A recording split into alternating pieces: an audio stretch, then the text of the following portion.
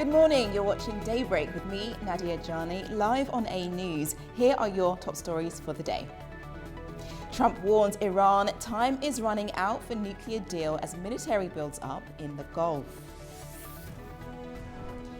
British Prime Minister Keir Starmer meets China's President Xi Jinping for talks.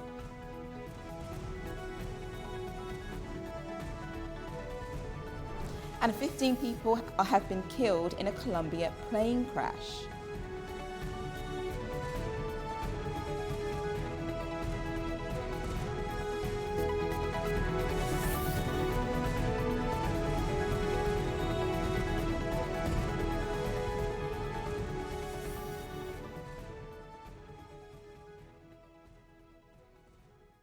First, this morning, US President Donald Trump has warned Iran to make a deal on nuclear weapons or the next attack would be far worse than last June's.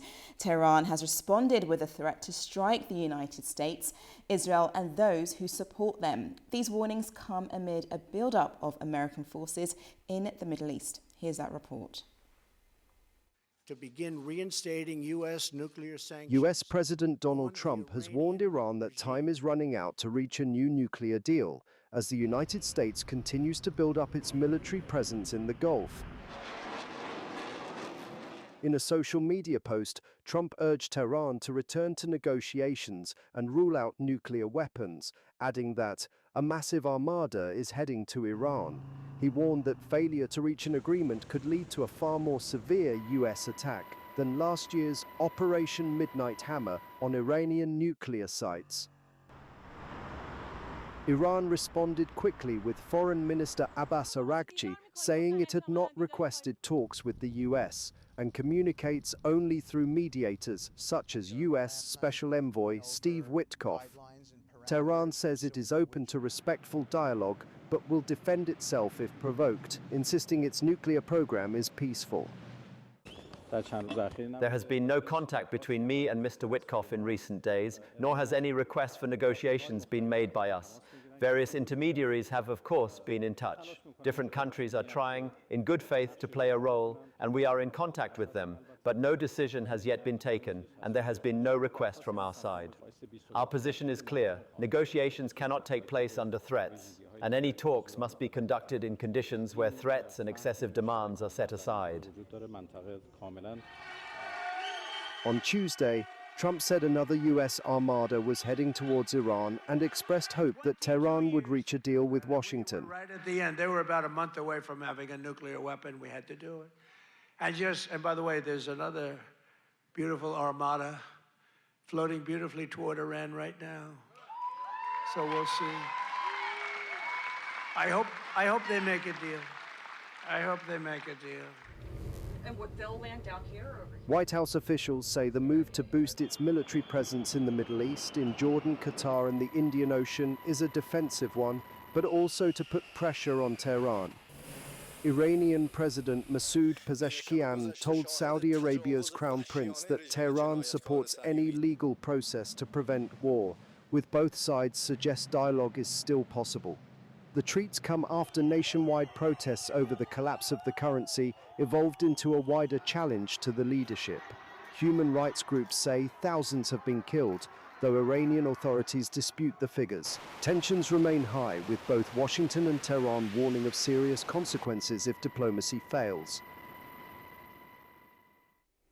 Now let's take a look at the stories shaping the day across the globe. And we head first to the A News website, where it's also referring to what Trump has said and warning Iran to make a nuclear deal or face a worse attack. So in our report that was just shown, it tells us exactly why Trump is doing this. It's to make sure that there are no nuclear weapons in Iran's capacity. However, in response, Iran's Foreign Minister Abbas Araghchi says the country's armed forces were ready with their fingers on the trigger to immediately and powerfully respond to any aggression on land or sea. So the US has been sending a number of fleet military vessels over to the Middle East, positioned in a number of places as well.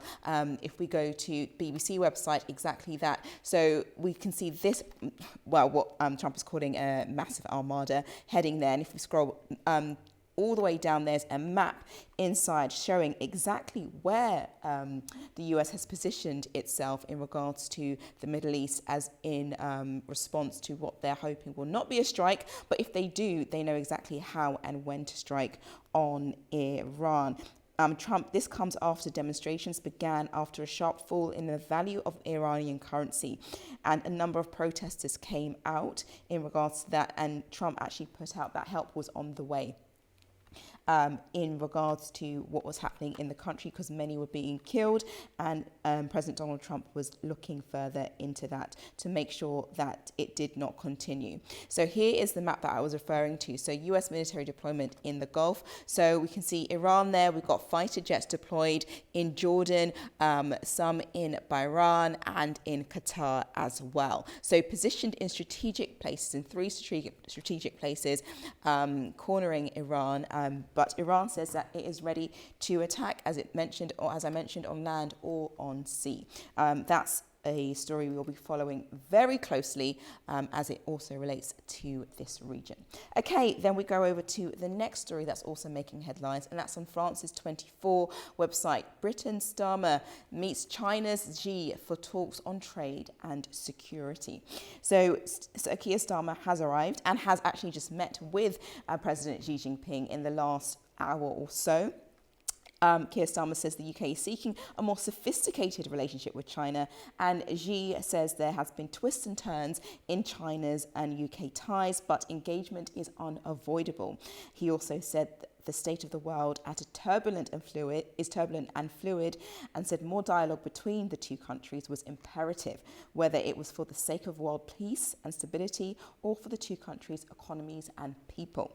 So, and also just to highlight, this is actually the first trip in 8 years that a UK Prime Minister has touched down on Chinese soil. And this is the first full day of Keir Starmer's 3-day visit to China.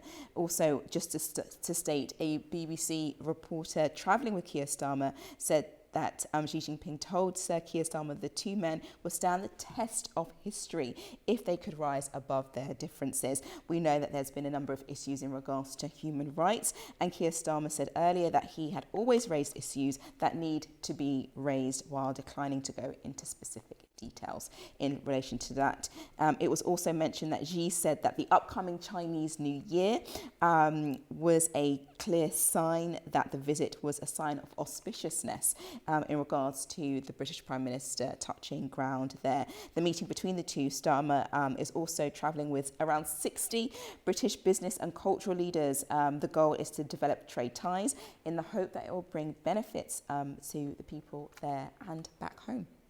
Okay, now we'll go to the next story, which is on CNN, and unfortunately there's been a very bad plane crash in Colombia. 15 people on board have died, including a lawmaker. So just to bring you up to date, this has happened in the last 4 to 5 hours. So 15 people killed. That's every single passenger, including Colombian Congressman Diogenes Quintero, has been killed after a plane crash near Colombia's border with Venezuela, and that's according to the country's Civil Aviation Authority.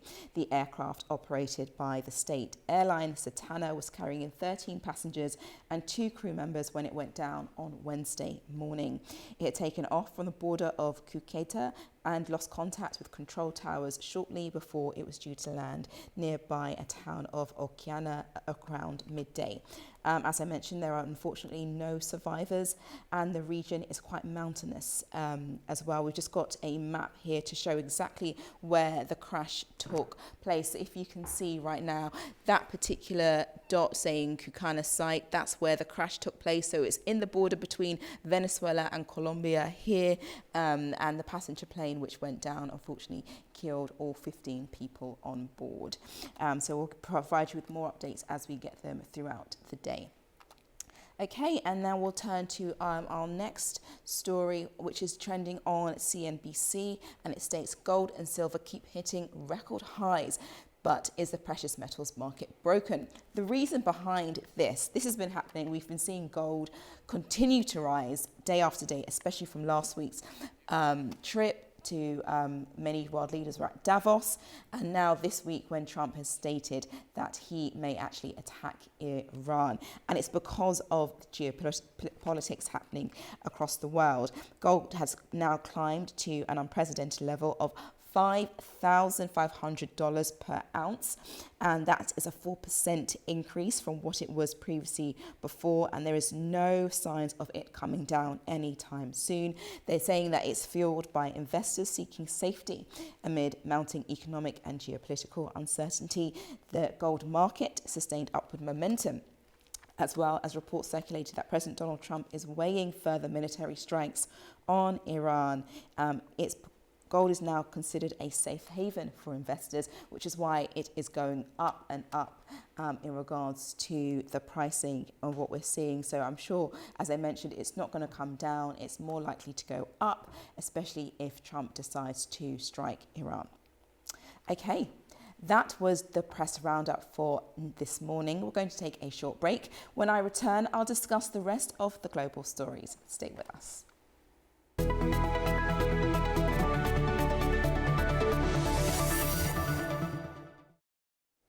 Welcome back. Now, UK Prime Minister Keir Starmer has met with China's President Xi Jinping earlier today. Starmer highlighted the UK is seeking a more sophisticated relationship with China and highlighted its landmark visit to China, the first by a UK leader since 2018. His three-day trip is aimed at boosting economic and strategic ties after years of distrust and acrimony.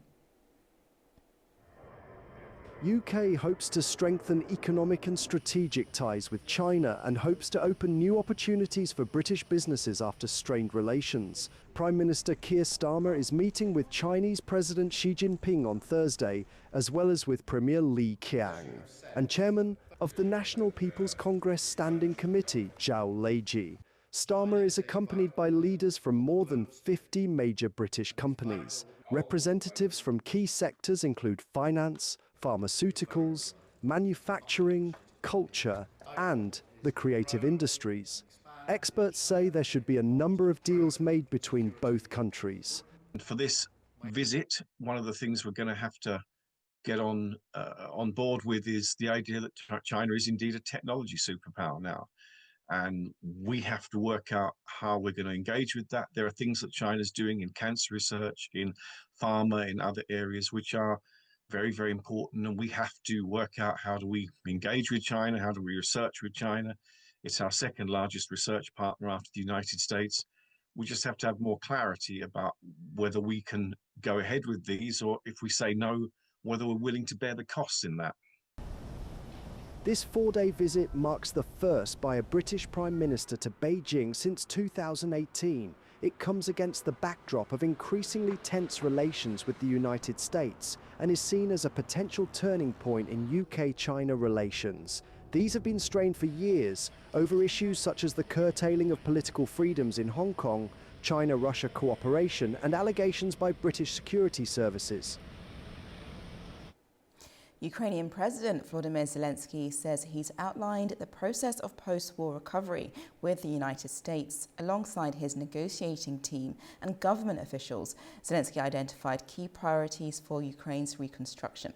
Writing on social media platform X, Zelensky said the recovery deal is part of a broader framework aimed at ending the nearly 4-year war with Russia. He emphasized that work with the American side is proceeding actively, while the Ukrainian side is working as quickly as possible. Zelensky noted that the country needs to achieve results as quickly as possible.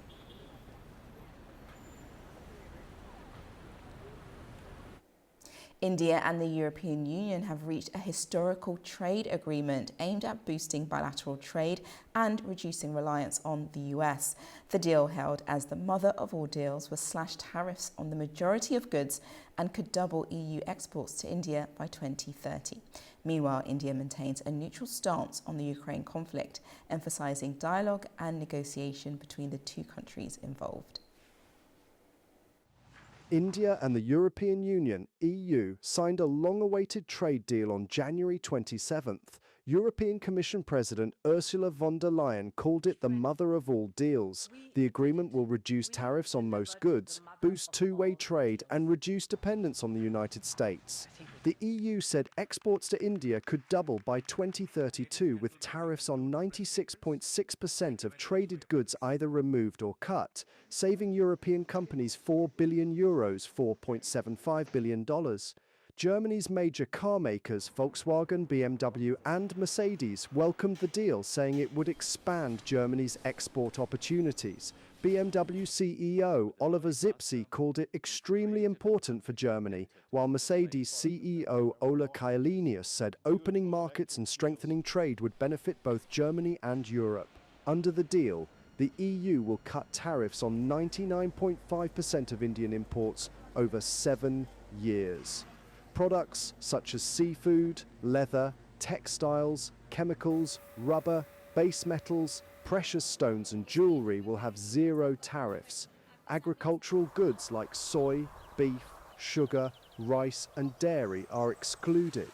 The deal will also lower tariffs on EU exports to India, including machinery, electrical equipment, chemicals and steel. However, the EU's Carbon Border Adjustment Mechanism, CBAM, will not immediately reduce carbon taxes for Indian companies. India will also cut tariffs on alcoholic drinks. Wine tariffs drop immediately from 150% to 75%, gradually falling to 20%, while spirits tariffs fall to 40%. The two-decade-long EU-India trade talks gained momentum after the US imposed 50% tariffs on some Indian goods amid rising global trade tensions. Storm Kristen has killed at least 3 people in central and northern Portugal and left more than 800,000 residents without electricity. The storm uprooted trees, damaged homes and disrupted roads and railways before moving into Spain. Civil protection authorities reported winds reaching 150 kilometers an hour, along with heavy rain and snow, causing more than 3,000 weather-related incidents. The storm then moved into Spain. In Torremolinos, strong winds toppled a palm tree, killing a woman. Staying on climate, the UK has more than 100 flood warnings in place as Storm Chandra continues to bring flooding, travel disruption and dangerous conditions during the rush hour period. Our correspondent Zainab Faridze has more. Storm Chandra is still causing major disruption across the UK, with more than 100 flood warnings in place across England and yellow weather warnings for ice covering much of the country during the morning commute. The storm, the third named storm of the year, brought heavy rain and strong winds on Tuesday, worsening flooding in areas where the ground was already saturated after Storm Ingrid struck over the weekend. National Rail says passengers should expect delays and cancellations across England, Scotland and Wales, with disruption likely to continue until Friday. In Somerset, a major incident has been declared after around 50 properties were flooded. Authorities warn further disruption is possible, and a yellow rain warning remains in place for south-west England on Thursday. On Tuesday, 2 severe flood warnings indicating danger to life were issued but have since been lifted. One of the worst hit areas was Devon, where the River Otter reached its highest recorded level. The storm also caused widespread disruption beyond flooding. Hundreds of schools closed in parts of England and Northern Ireland, with more than 10,000 properties losing power at the peak. Flights and ferry services were also cancelled. Storm Chandra follows Ingrid and Goretti, making it the third major storm to hit the UK in January, with the Met Office warning some areas have seen some of the most impactful weather in decades. Zainab Faridze, A-News, Manchester, United Kingdom. Japan's Prime Minister Sanai Takaichi is set for a strong showing in the general election on the 8th of February, according to a preliminary survey by the Nikkei newspaper. The report suggests Takaichi's Liberal Democratic Party could win a clear majority in the lower house, boosting seats well above the 233 needed, up from the current 198. The snap election was called to secure support for expansionary fiscal policies, a move that has already stirred concerns in markets over rising bond yields and new possible debt. A passenger plane has crashed in northeastern Colombia and has killed all 15 passengers on board, including a local lawmaker and a candidate to Congress. The twin-engine Centena plane lost contact shortly after taking off from Cúcuta to Occhiana. The wreckage was later found in a remote mountainous area. Authorities have yet to determine the cause of the crash and have launched a full investigation. Health authorities across Asia are stepping up preventative measures after India confirmed 2 Nipah virus cases. Officials say the risk remains contained, but precautionary measures are being taken due to the virus's high fatality rate. Here's more on that report. India has confirmed 2 cases of the Nipah virus in its eastern state of West Bengal, according to the Ministry of Health and Family Welfare. Both patients are healthcare workers and are receiving intensive care. Authorities have traced and monitored 196 contacts linked to the cases, all of whom remain asymptomatic and have tested negative. Officials said the situation is under constant monitoring and the outbreak has been contained. The confirmation has prompted several Asian countries to tighten screening measures for travellers arriving from India. Thailand has installed thermal scanners at major airports, while Malaysia, Indonesia and China have stepped up health checks at ports of entry. Hong Kong and Nepal have also introduced screening procedures. Thailand's health ministry said no Nipah cases have been detected in the country, describing the measures as precautionary. There has been no proof of an outbreak of the virus spilling over into animals or humans in Thailand. Nevertheless, we are exercising caution as the Nipah virus is among the most dangerous contagious diseases. The Nipah virus, a zoonotic disease transmitted through fruit bats, pigs and human contact, has a fatality rate of 40 to 75% according to the World Health Organization. There is no vaccine or specific treatment and care is limited to managing symptoms. Indian authorities said there is no need for public alarm, adding that enhanced surveillance and laboratory testing remain in place. Atomic scientists have issued their starkest warning yet, moving the doomsday clock closer to midnight than ever before. The decision reflects growing concerns over nuclear tensions, weakening arms control, and the rapid spread of disruptive technologies. Our report explains what pushed the clock forward and what risks scientists are now flagging. Atomic scientists have moved the doomsday clock to 85 seconds before midnight, the closest point to global catastrophe since the clock was created. The announcement was made in Washington by the Bulletin of the Atomic Scientists, as experts assessed a worsening global security environment and mounting long-term risks. The risks we face from nuclear weapons, climate change, and disruptive technologies are all growing. Every second counts, and we are running out of time. Scientists say the decision reflects a breakdown in cooperation between major powers amid rising geopolitical tensions. One of the most immediate concerns is nuclear arms control, with the last treaty limiting US and Russian stockpiles set to expire. For the first time in over half a century, there will be nothing preventing a runaway nuclear arms race. Beyond nuclear threats, scientists also point to rapidly advancing technologies that are outpacing global regulation. But instead of working towards international standards governing AI safety, we are running headlong into an AI arms race with what could be dire consequences. Experts involved in the assessment say the spread of disinformation is further undermining trust and stability worldwide. Created in 1947, the doomsday clock is used to illustrate how scientists assess global risks. The latest setting reflects their view of current international and technological pressures. We're going to take a break now. When I return, I'll discuss the key regional headlines with a studio guest to help us unpack some more. You don't want to miss it.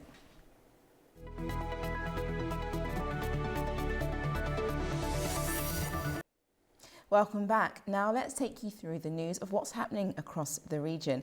And we first go to Uzbekistan, and Uzbekistan's President Shavkat Mirziyoyev will make an official visit to Turkey on Friday. He will co-chair the fourth meeting of the Turkey-Uzbekistan High-Level Strategic Cooperation Council in Ankara. Steps to strengthen bilateral cooperation will be discussed and several agreements are expected to be signed. The leaders will also address regional and international issues. A live video ceremony will mark the inauguration of the housing units in Hatay, built with Uzbek support following the earthquake in February 2023. Kazakhstan has announced 2026 as the year to promote visits to Baikonur Cosmodrome, introducing new tourism programs and an official visitor center. The initiatives include educational tours, a planned space camp and weekend visits. Our correspondent Fariza Kalimuzana has more. Kazakhstan has declared 2026 the year of visiting Baikonur. The announcement was made by the Aerospace Committee of the Ministry of Artificial Intelligence and Digital Development during the presentation of a new tourism program for the Cosmodrome. Baikonur, long known as a restricted site, is gradually opening to organized public access. For the first time, an official visitor center with full authority will be created. It will be located in the village of Turitam at the entrance to Baikonur and will serve as a one-stop center for permits and visit arrangements. The program also focuses on educational tourism with a planned space camp in Baikonur to inspire future engineers and scientists. Weekend tours are also being introduced, bringing the Cosmodrome into line with other tourist destinations in Kazakhstan. These initiatives coincide with renewed activity at the spaceport itself. Applications are currently being accepted for the launch of the Soyuz 5 rocket, also known as Sunkar, scheduled for late March 2026. The launch is part of the joint Kazakhstan-Russia Daybreak project discussed since 2004 and underscores Baikonur's continued operational role. Baikonur remains under joint management by Kazakhstan and Russia until 2050. The Cosmodrome was leased to Russia in 1994 for an annual fee of $115 million per year. Fariza Kalimurzina, Almaty, A-News. A new Finnish military intelligence assessment says Russia's influence in the South Caucasus is declining, but it also delivers a sensitive conclusion for Georgia. While Moscow's leverage over Armenia and Azerbaijan has weakened, the report says Georgia has moved politically closer to Russia, a finding that may further strain Tbilisi's relations with the West. Nini Nikolashvili reports from Georgia. Georgia has been described as politically closer to Russia in the Finnish Military Intelligence Review 2026, a finding that stands out in a broader assessment of Moscow's declining influence across the South Caucasus. According to the report, Russia remains a significant regional actor, but its overall leverage has weakened, largely due to its focus on the war in Ukraine. The document notes that Moscow has lost its role as an external mediator between Armenia and Azerbaijan, and that relations between Russia and the both countries have deteriorated. Against this backdrop, Finland's military intelligence identifies Georgia as an exception, assessing that it has moved politically closer to Russia. While the report doesn't specify particular policy decisions, the conclusion reflects growing concern among Western security institutions about political alignment and influence in the region. The assessment says that Russia continues to view Western liberal democracy as a threat and is seeking to counter it through a combination of military action, ongoing conflicts, and hostile hybrid influence, including political pressure and disinformation. These tools, the report suggests, that are increasingly used in the former Soviet space as Russia reallocates resources toward Ukraine. For Georgia, being singled out in this context carries potential implications. As Russia's direct influence declines elsewhere, Western partners are paying closer attention to political trends in countries seen as strategically important for European security. Intelligence assessments such as this one can shape perceptions in Brussels and other European capitals, particularly at a time when alignment with the EU and NATO is under close scrutiny. Nini Nikolaishvili, Tbilisi, A-News. Uzbekistan is expanding engagement with major global investors as BlackRock affiliate explores potential investments in the country's oil and gas sector. Our correspondent, Sevil Rajapova, has more on this. Uzbekistan has discussed potential investment with global infrastructure partners, a company linked to BlackRock, focusing on oil and gas and infrastructure projects. The discussions were held with the Minister of Investment, Industry and Trade and focused on attracting long-term capital to priority projects. The talks covered opportunities to modernize oil and gas infrastructure, introduce advanced technologies, and support large-scale projects in energy, transport, and sustainable development. Separately, representatives of global infrastructure partners met with Uzbekistan's state oil and gas company to review potential investment options in existing assets and future development projects. All proposals are expected to undergo detailed financial and economic assessment. Uzbekistan's oil and gas sector remains one of the main pillars of the economy, with annual production exceeding 50 billion cubic meters of natural gas, while key international partners already active in the sector include companies from Russia, China and South Korea. The engagement reflects Uzbekistan's broader strategy to diversify investment sources, strengthen cooperation with global institutional investors, and support long-term growth in strategic sectors of the economy. It is Sevil Rajapova reporting from Tashkent, Uzbekistan, A-News. Iran's foreign ministry on Tuesday summoned Italia's ambassador following irresponsible remarks by the Italian foreign minister regarding the Islamic Revolution Guard Corps. Here's more on that report. Italian ambassador in Iran, Paolo Amadei, was summoned to the foreign ministry on Tuesday, following comments by Italy's foreign minister, Antonio Tajani, about Iran's Islamic Revolutionary Guard Corps, IRGC. Italy's top diplomat had said that Rome intends to encourage other European Union states to designate the IRGC as a terrorist organization. Assistant Foreign Minister and Director General for Western Europe, Alireza Yousefi, warned the Italian envoy of the damaging consequences of any labeling of the IRGC. He also said that Iran's Revolutionary Guard has a legal status and is an official branch of the Iranian armed forces. According to the Foreign Ministry statement, the Italian ambassador in Tehran said she would promptly convey Iran's position to her respective government in Rome. On Monday, Tajani urged the EU to list IRGC as a terrorist organization following Iran's crackdown on violent protests in the last 3 weeks. Tajani said he would raise his suggestion in coordination with other partners at the upcoming meeting of EU foreign ministers in Brussels on Thursday. Tehran and Rome have traditionally friendly relations and sizable trade ties, which have been marred in recent years mostly because of EU's approach to Iran's nuclear program.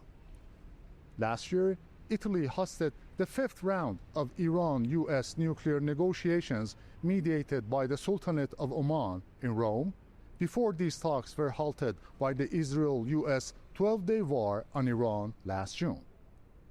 Turaj Shiralilu, Tehran, for A-News. Armenia and Azerbaijan have reached an agreement on the railway transportation of liquefied gas and bitumen via the territory of Azerbaijan. Armenia's Minister of Economy, Givov Papayan, stated that the business community can already take advantage of this opportunity.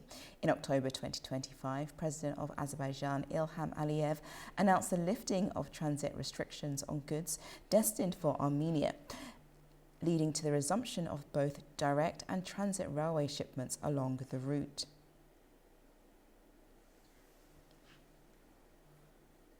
Armenian Foreign Minister Ararat Mirzoyan says Armenia hopes to sign a peace treaty with Azerbaijan in the coming months.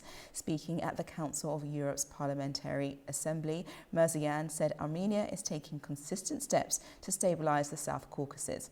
The Armenian Foreign Minister emphasized the humanitarian measures play a key role in the reconciliation process between societies.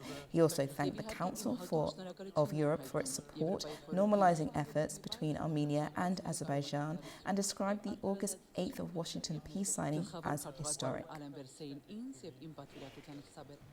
Staying on this topic and here to discuss that with me inside the studio is political analyst Ulvia Zulfikar. Welcome to the programme.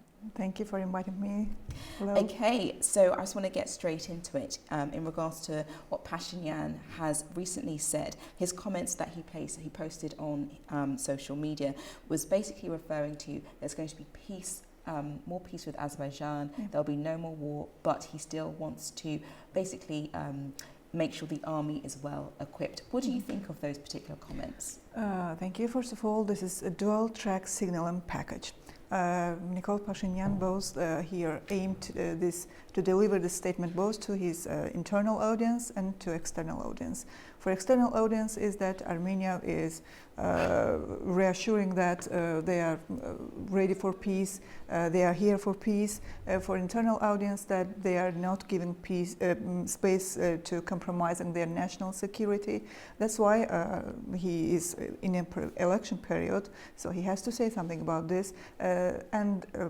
By the way, we know that Armenia had some deal with India about this buying these weapons, but during the war period, it was understandable that they are trying to enrich their military. But during the peace process, it of course makes some risks here, and India is also responsible for this as a third country. During the war, it was understandable, as I said, but now there is a very sensitive period in the region, and India also has to respect this, and by selling weapons to one of the countries, one of the parties, is very risky for the region right now. So yes, if Armenia wants peace, so they have to obey the rules of the peace process also.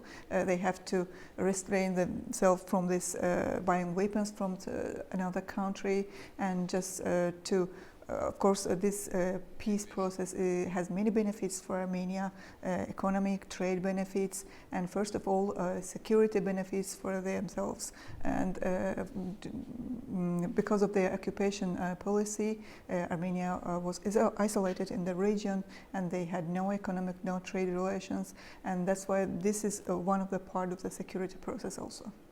So on that, how close do you think Azerbaijan and Armenia is close to signing a peace treaty? The summit in Washington was a defining moment that we know of and a pillar of a future of peace and prosperity.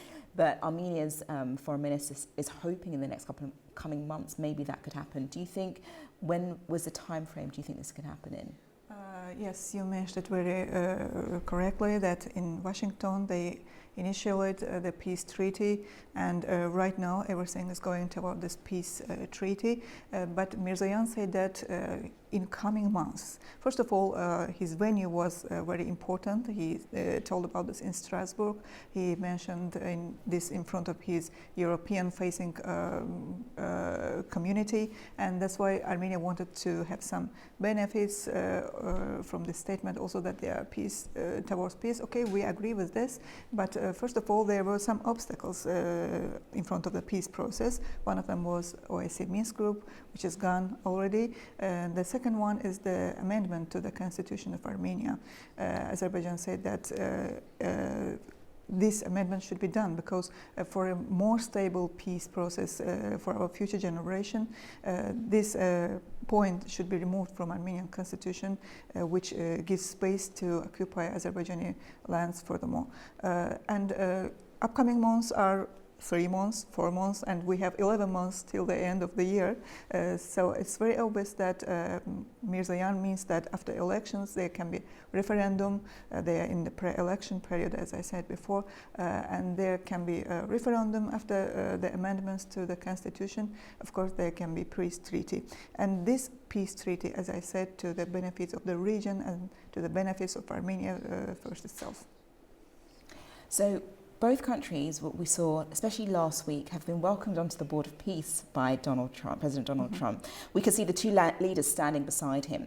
What do you think that means in regards to their influence, and will they have a powerful position in regards to their status in the organization, which has not yet been confirmed?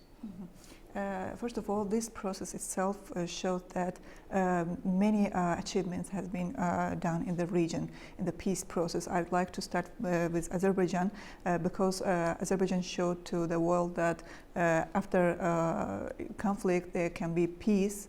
And of course, Azerbaijan has very, very achievements in this road, that Azerbaijan showed that yes, we had conflicts. Even after the world wars, there can be peace, and for future generations, we have to reach this peace. And it's very obvious that world community, especially one of the powerful countries of the world, the US is accepting that, and that's why they invited Azerbaijan and Armenia also, because this process goes 2 ways, Azerbaijan and Armenia. Although Armenia was an occupant country and during the war period, I mean, it has changed. There are new realities in the region, and we see that region countries accept this and world also accept this, that there are new realities. We are moving forward. We have to leave everything behind, but of course we have to take lessons from history and to be very careful, and everything is for peace, and Azerbaijan also for peace. Yes, it's interesting that they're on this board of peace now and stating that this is what they are wanting to do, and you can see it being done on ground as much as possible. I now want to turn to US Vice President J.D. Vance, who is due to meet in Armenia and Azerbaijan next month. How do you think those meetings are going to go? Because the US has definitely put Azerbaijan and Armenia on a pedestal to say this is what peace looks like in the region. What do you think will be discussed with the Vice President when he arrives? Okay, and I think that, as we mentioned before, on the 8th of August, the peace treaty was initiated in Washington, and we have many countries in the region, like Russia, Iran, etc. First of all, this visit shows to the other countries and other powers that the United States keeps its eye on this process, on this peace process, and it's not just initialing some peace treaty in Washington. They are keeping control of this situation. That's why Marco Rubio is coming to the region. I'd like to mention that 14 years before Hillary Clinton visited the region, it was the most powerful person from United States, and after 14 years, now we have Marco Rubio next month. So this visit is very rich with the benefits for Armenia. That means that they are encouraging Armenia to peace, that everything is toward peace, as I said. They're encouraging Armenia also that if there are some benefits right now, imagine what can be after peace. So Armenia is on such a way that they cannot even withdraw themselves from this, because even if they do this after elections, Armenian people will say to Armenian government that what we did, what we achieved. You said that we will have economic trade benefits after this process. Now what we have? Why did you withdraw yourself and us from this peace process? So that's why the condition right now is ready towards the peace, and this visit also will show to Armenia and other powers that there should be peace and only peace in the region. And we know that the trip route, which has been labelled or named after Trump, is a marker for peace, especially for the US in this region. However, other countries are hoping to partner alongside Azerbaijan, Armenia in regards to the Middle Corridor routes. What economic benefits will this bring for Azerbaijan and Armenia, do you think? I'd like to mention that not only for Azerbaijan and Armenia, this trip road can bring benefits to all region countries. And first of all, we know that we have faced some opposition moments from other countries, like they said, it's our red line, you cannot cross. But red lines doesn't exist during peace process. If there is war, there can be red lines. But if everything goes toward development, towards peace, what kind of red line there can be? So trip line cross the region, let's say that from west to east, but there are other roads also which pass from south to north, etc. And they just meet there somewhere, and what happens? Benefits for all the region countries. If something wants to go to Russia, it can cross the trip road, then go to Russia. It's just everything's for development, and that's why I think that there are benefits for first of all, let's say Armenia, because it was isolated because of its occupation strategy. First for Armenia, then for Azerbaijan, then for other countries in the region, and US itself also, because Azerbaijan is already a winner. Azerbaijan could say that, okay, I won the war and I'm staying still right there, but Azerbaijan wants development for region. We would like to develop with other countries in the region in order to have everything beautiful for our future generation.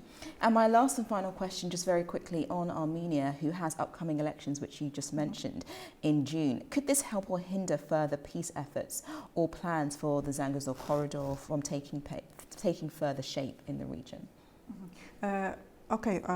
Yes, this election process will be very, very, I could say that, very important for the future of the region.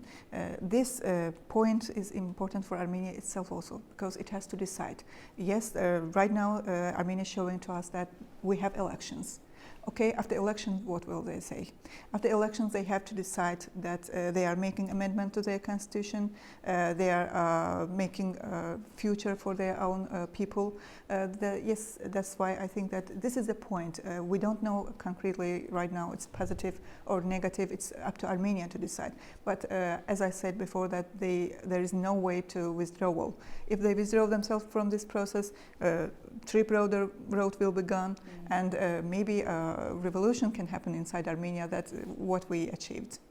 Yes. That's my last view. Oh, no, that's great. Thank you so much, Ulvia, for coming onto the programme and for explaining that to us. That's lovely. Thank you. Thank you for having me on your show. Thank you. No problem. Now, Azerbaijan State Oil Fund has posted a strong performance in 2025 with solid investment returns and significant growth in assets. The fund also made a substantial contribution to the state budget, supporting the country's strategic development. Here's more on that report. The State Oil Fund of Azerbaijan says its assets rose sharply in 2025, reaching $73.5 billion by the end of December, a 22.5% increase compared with the start of the year. According to SOFA's, total revenues for January to December amounted to 37.6 billion manats, about $22.2 billion, while expenditures stood at 14.6 billion manats, around $8.6 billion. Oil and gas sales generated $5.6 billion, with the bulk of revenues coming from the Azeri, Chirag Gunashli and Shah Deniz fields. The fund recorded an investment return of just over 6%, bringing in nearly 6.9 billion manats. A total of 14.5 billion manats, or $8.6 billion, was transferred to the state budget during the year. SOFAS said favourable global financial market conditions supported asset growth with positive returns from fixed income, equities, real assets and gold investments. Rising gold prices also generated significant extra budgetary income. Overall, the financial markets was very supportive for the portfolio in 2025, and we have produced positive results across all the asset classes. In terms of the main contributor to the portfolio as a part of the local investment performance was the public equities. And of course, the role of the physical gold, the gold performance was very substantial in terms of the overall asset under management growth. Beyond the numbers, SOFA's emphasised that its mandate goes beyond short-term gains, focusing on the long-term strategic development of the country. SOFA supports the national strategic objectives in structural and long-term way. And let me to frame it into three dimensions. First one is the resilience, and second one is the intergenerational value, and the third one is the institutional stewardship. And all of this long-term approach is aligned with our national development priorities, which set in highest level also include the strategic direction articulated by the President Ilham Aliyev. The fund emphasised it will continue monitoring global markets and risks, maintaining a diversified strategy to safeguard assets and ensure long-term stability. We're heading into a short break now. When I come back, I'll have a full update on the latest headlines, plus a look at what's making the front pages this morning. Stay with us.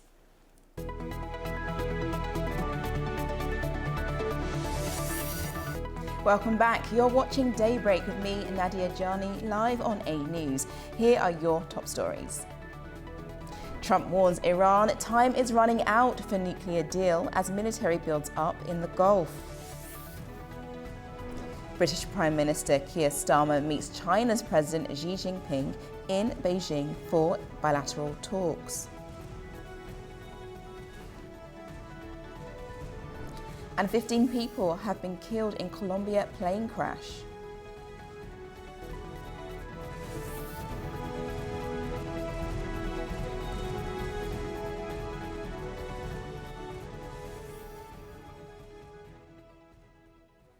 Turning to our top story for the morning, US President Donald Trump has warned Iran to make a deal on nuclear weapons or the next attack would be far worse than last June's, he said.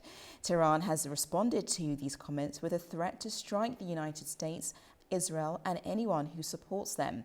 These warnings come amid a buildup of American forces in the Middle East. Here's more.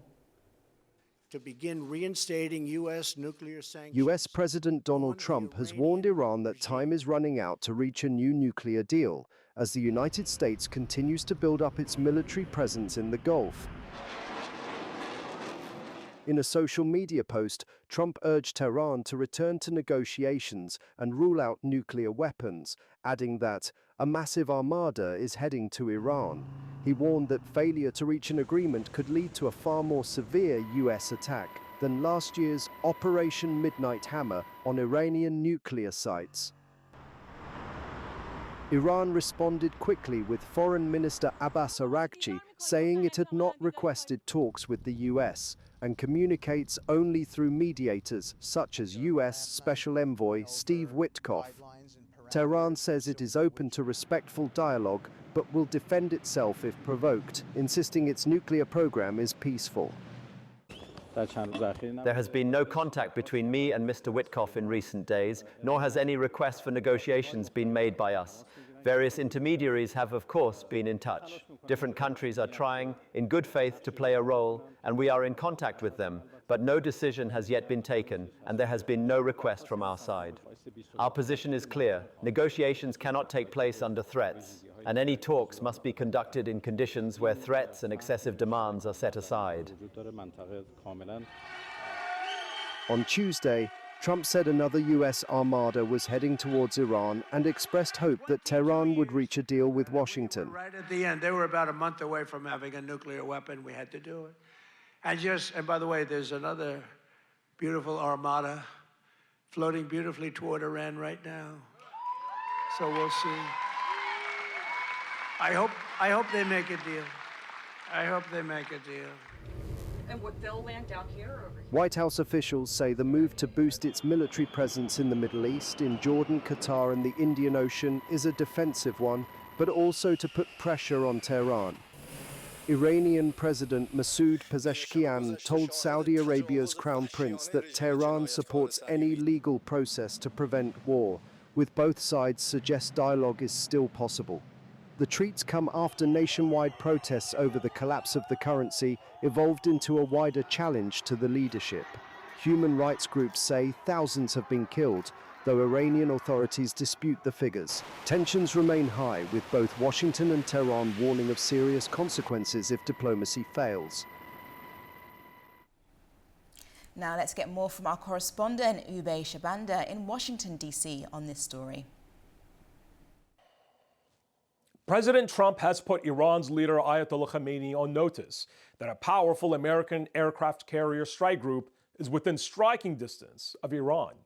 The president warned Tehran on Wednesday that the armada, led by the aircraft carrier Abraham Lincoln, packs a significant amount of firepower and is larger than the fleet of warships that was sent recently off the coast of Venezuela, where a special operation managed to successfully nab former leader Nicolas Maduro. It was a clear sign by President Trump that he is still considering employing the U.S. military against Iranian military and political leadership. Trump's demands: Iran must negotiate a deal that leaves it with no pathway to any nuclear weapon, give up its enriched uranium stockpile, and end support for regional proxy militants backed by Iran's Islamic Revolutionary Guards. Trump warned Iran that time was running out, and he reminded the Iranian leadership of Operation Midnight Hammer, where U.S. long-range bombers destroyed a number of underground facilities that were part of Iran's covert nuclear weapons program. The next attack will be far worse, Trump wrote on social media. Iran's rulers could very well be facing the most serious threat to their hold on power in modern memory, following the mass protests that broke out across Iran in early January. President Trump had recently threatened to launch military strikes if authorities in Iran continued their mass killings of protesters. U.S. officials have indicated that there are no ongoing talks with Iran, further raising the prospects that President Trump may order the U.S. military assets in the Arabian Gulf to attack. President Trump also wrote on social media late Wednesday evening that he held a long phone call with President Putin of Russia discussing Iran. President Trump said that both he and the Russian leader agreed that Iran must never have any nuclear weapons. I'm Ube Shabander for A News, Washington. UK Prime Minister Keir Starmer has met with China's President Xi Jinping today. Starmer highlighted the UK is seeking a more sophisticated relationship with China and stated it's a landmark visit, the first by the UK leader since 2018. His three-day trip is aimed at boosting economic and strategic ties after years of distrust and acrimony. UK hopes to strengthen economic and strategic ties with China and hopes to open new opportunities for British businesses after strained relations. Prime Minister Keir Starmer is meeting with Chinese President Xi Jinping on Thursday, as well as with Premier Li Qiang and Chairman of the National People's Congress Standing Committee, Zhao Leiji. Starmer is accompanied by leaders from more than 50 major British companies. Representatives from key sectors include finance, pharmaceuticals, manufacturing, culture, and the creative industries. Experts say there should be a number of deals made between both countries. For this visit, one of the things we're going to have to get on board with is the idea that China is indeed a technology superpower now. And we have to work out how we're going to engage with that. There are things that China's doing in cancer research, in pharma, in other areas, which are very, very important, and we have to work out how do we engage with China, how do we research with China. It's our second largest research partner after the United States. We just have to have more clarity about whether we can go ahead with these, or if we say no, whether we're willing to bear the costs in that. This four-day visit marks the first by a British Prime Minister to Beijing since 2018. it comes against the backdrop of increasingly tense relations with the United States and is seen as a potential turning point in UK-China relations. These have been strained for years over issues such as the curtailing of political freedoms in Hong Kong, China-Russia cooperation, and allegations by British security services. Staying on that subject and the meeting with British Prime Minister and China's President, I'm now joined with Qu Juo Zhu, a senior fellow at Panguil Institution in Beijing, in China. Welcome this morning. Thank you for having me. My first question is, China has been receiving quite a few visitors this month. You had Mark Carney, you had a number of other EU leaders that are also expected later on this year, as well as our Azerbaijan finance foreign minister as well, also met with his counterpart on Tuesday. How significant are these two meetings, and what is China's foreign policy when it comes to Europe and Central Asia?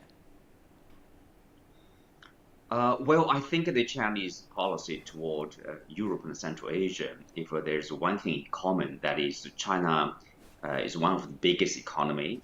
China is friendly to all partners as long as they respect the core interests of China, and Taiwan question is one of them. So if you look at the China-Azerbaijan relationship, for example, and other Central Asian countries, it has developed very well, actually. If you look at the trade between China and Azerbaijan for 2025, it increased about more than 30% compared with the year earlier. So that is a demonstration of how the two countries can work together for the benefits of the people from both countries, and in what way that the whole region will actually benefit, for example, from projects initiated by the Chinese side, like the Belt and Road Initiative. And to some of the European countries, in particular the US allies, their China relationship policy often is impacted or influenced by Washington, to the point of, sometimes you can say their China policy is written not in London or Brussels, but in Washington.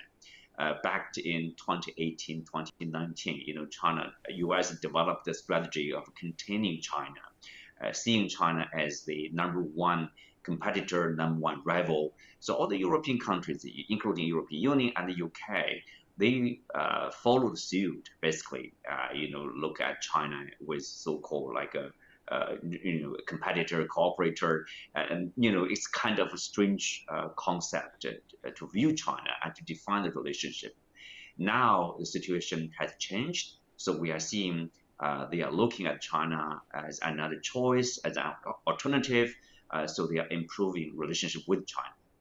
Definitely, and we know that Keir Starmer met with Xi Jinping earlier today, around about an hour or so ago, and I've just been looking at a number of outlets, and especially when it comes to Chinese media, and one of them actually put down here as dubbed that Britain is the prodigal son who has returned to embrace China, which is quite an interesting statement. What has the response been in regards to Western leaders coming over to China? As I mentioned, you had Mark Carney, as well as his speech in Davos, saying that we should embrace all different types of diversifying trade deals, as well as including China. But what is China's position on that? Well, I think for the Chinese side, we look at the big picture, not only bilateral relationship. Obviously, the UK Prime Minister's China visit is not only about the improvement or reinvigoration of a trade relationship between London and Beijing. It is also the result of what happened around the world, mostly because of the US policy. The US, for the latest, for example, that threatened to annex Greenland, even to the point of going to war and imposing tariffs on those countries who supported Denmark and Greenland. So I think, facing such a situation, the traditional US allies, including Canada, the EU, and the UK, so they have to somehow reduce or distance themselves from Washington to reduce the dependence, to reduce the over-reliance on Washington. So they want to diversify away their relationship from Washington to other partners. Of course, the number one choice probably is China, which is the second largest economy, or the largest, depending on the calculation. And China offers a tremendous opportunity and a potential to develop a trade and economic relationship. I think, on one hand, there's the consequence of the U.S. policies. On the other hand, is China, what China offers, that is, consistency and predictability. China offers to be let's say, a steady partner. China's policy usually is long-term, it's stable, it's consistent. As long as there's a mutual respect for core interests of each other, and the relationship will be smooth. I think that what China attracts a lot of visits from, in particular, the European countries and the Western nations. How do you think China can capitalize on all of this new, renewed interest in the economy and in what China has to bring? As you mentioned, Western leaders going over to China, as well as China's influence in regards to Central Asia and beyond. Now that China seems to be quite a dominant hand in regards to the geopolitical positions and platforms, how can China actually capitalize and work better with these different countries?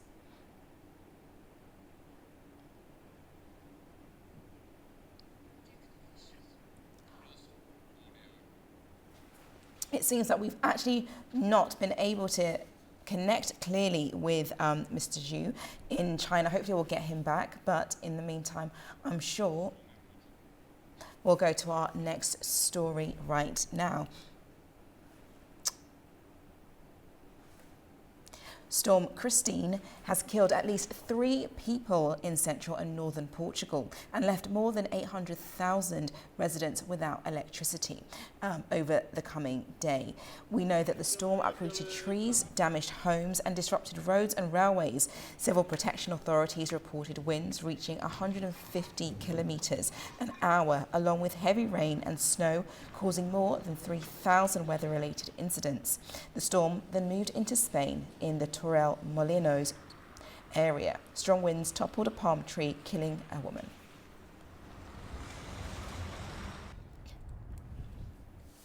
Japan's Prime Minister Sanae Takaichi is set for a strong showing in the general election on the 8th of February, according to a preliminary survey by Nikkei newspaper. The report suggests Takaichi's Liberal Democratic Party could win a clear majority in the lower house, boosting seats well above the 233 needed, up from the current 198. The snap election was called to secure support for her expansionary fiscal policies, a move that has already stirred concerns in markets over rising bond yields and possible new debt. A passenger plane has crashed in northeastern Colombia and has killed all 15 passengers on board, including a lawmaker and a candidate to Congress. The twin-engine Centena plane lost contact shortly after taking off from Cúcuta to Opiana. The wreckage was later found in a remote mountainous area. Authorities have yet to determine the cause of the crash and have launched a full investigation. Spot gold has continued its record-breaking surge on Thursday, climbing to 2.1%, more than $5,511 an ounce, after earlier hitting more than $5,591.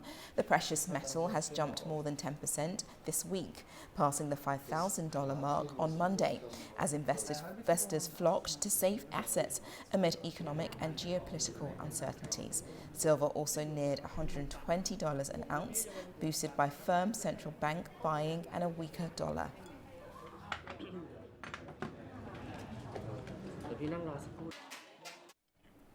Russian President Vladimir Putin met with Syrian President Ahmad al-Sharaa in Moscow on Wednesday to discuss Syria's stability and Russia's ongoing role in the region. Both leaders highlighted progress in bilateral relations and Syria's efforts to restore territorial unity. Here's more on that report. Russian President Vladimir Putin met with Syrian President Ahmed al-Sharaa at the Kremlin on Wednesday. According to sources, the talks were expected to cover Russia's future military presence in Syria. After al-Shaara's coalition overthrew Bashar al-Assad in December 2024, Moscow has been working to strengthen relations with him and maintain its military presence in the country. Russia says it's withdrawing forces from Kamishli airport in northeastern Syria, but is expected to retain its Hmeimim air base and Tartus naval facility.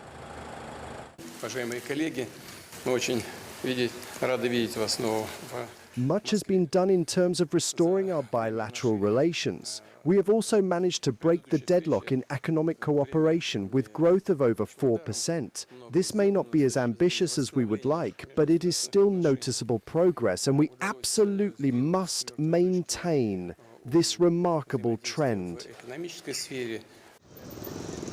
A source at the Syrian Foreign Ministry said the move was seen in Damascus as a gesture of goodwill and a sign that Russia would not get involved in clashes between Syrian government forces and Kurdish-led groups.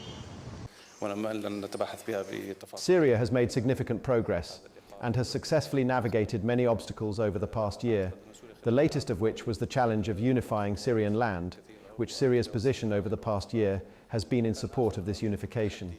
Russia certainly plays an important role in stabilizing the situation, not only in Syria, but in the Middle East region as a whole. We hope these efforts continue so that the Middle East can be in the best condition for stability and development, and for it to progress from a condition of destruction to a condition of stability and development. During the meeting, Putin told al-Shaara, "I congratulate you on the accelerated progress in restoring Syria's territorial integrity." Al-Shaara, on his second visit to Russia since Assad's ousting, thanked Putin for Russia's support in stabilizing Syria and the wider region. Uzbekistan's President Shavkat Mirziyoyev will make an official visit to Turkey on Friday. He will co-chair the fourth meeting of the Turkey-Uzbekistan High-Level Strategic Cooperation Council in Ankara. Steps to strengthen bilateral cooperation will be discussed and several agreements are expected to be signed. The leaders will also address regional and international issues. A live video ceremony will mark the inauguration of housing units in Hatay, built with Uzbek support following the earthquake in February 2023. Armenia Foreign Minister Ararat Mirzian says Armenia hopes to sign a peace treaty with Azerbaijan in the coming months. Speaking at the Council of Europe's Parliamentary Assembly, Mirzian said Armenia is taking consistent steps to stabilize the South Caucasus. The Armenian Foreign Minister emphasized that humanitarian measures play a key role in the reconciliation process between societies. He also thanked the Council of Europe for supporting normalization efforts between Armenia and Azerbaijan and described the August 8th Washington peace signing as historic. Let's take a short break. When I return, I'll bring you more updates on today's global stories.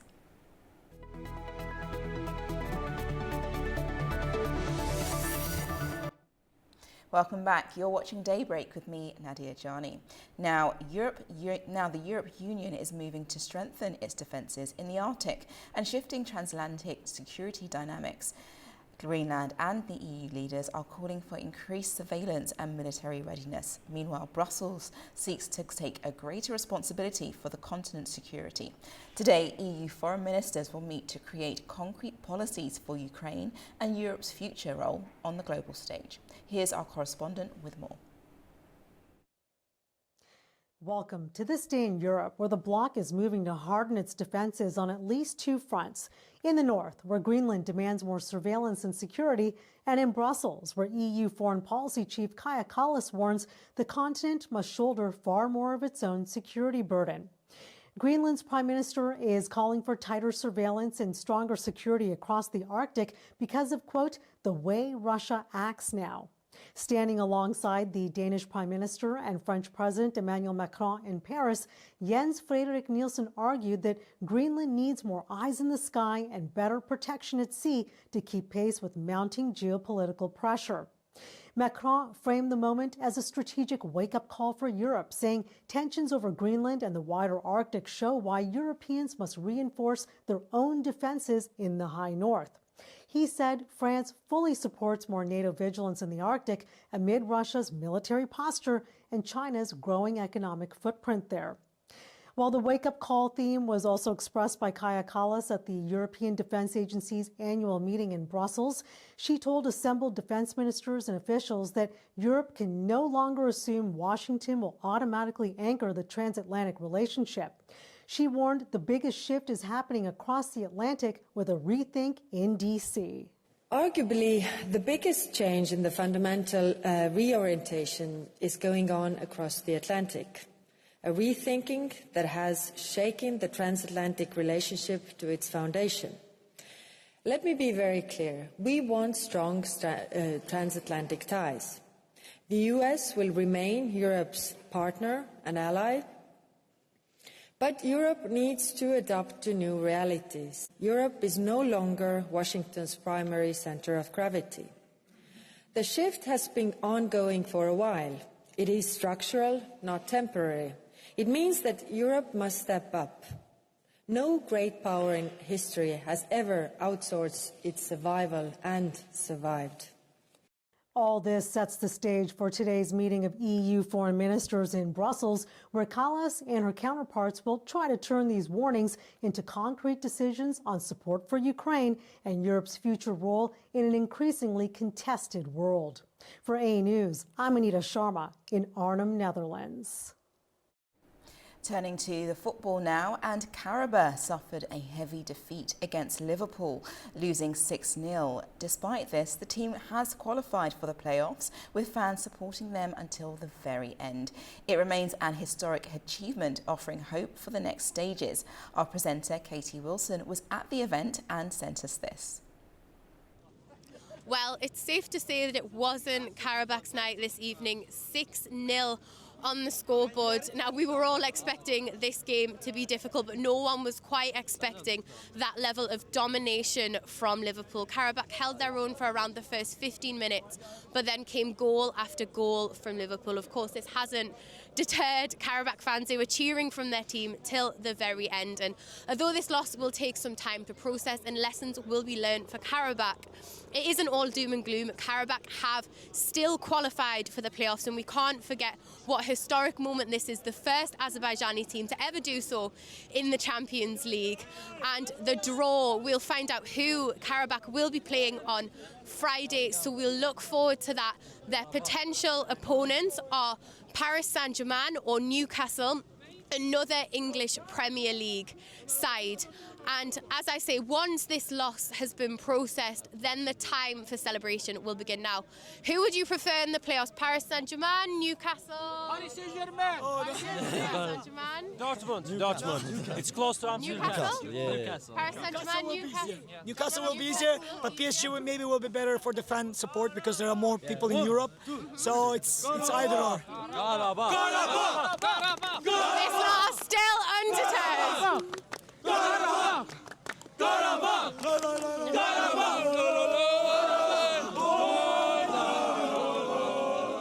Obviously a bit disappointed given the score 6-0, but yeah, I mean it is what it is. We are still, I think, in the top 24, so we are going to the next stage. Quite happy about that. So yeah. Yeah, no matter what it is, we're always with our team, we're supporting it, and the fact that we've come so far is like is a big honor for us. That's all I want to say. It was a very good game actually. We supported our team till the end, and they gave everything, and we are proud of our Karabakh.